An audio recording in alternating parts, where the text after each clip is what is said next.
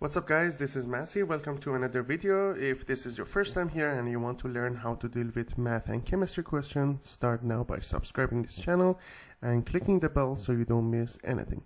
In this video I want to show you how many different ways can you arrange the word Canada if the consonants stay in the original order.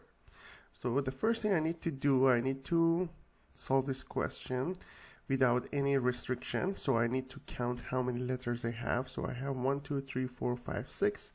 We have 6 factorial different ways.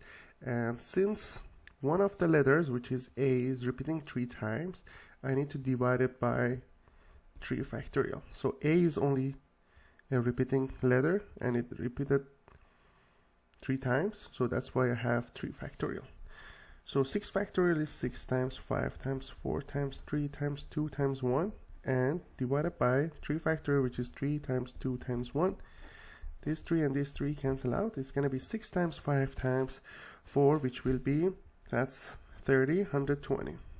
I can say that here if the consonants stay in the original order, the consonants are C, N, and D.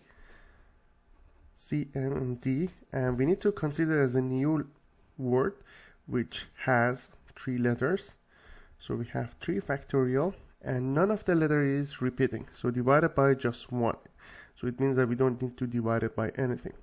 So it's going to be 3 factorial and I need to divide this number by this number.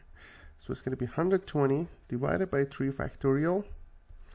It's going to be 120 divided by 3 times 2 times 1, which will be 120 divided by 6, which will be 20. The letters in Canada in 20 different ways in order to keep the consonants stay in the original order.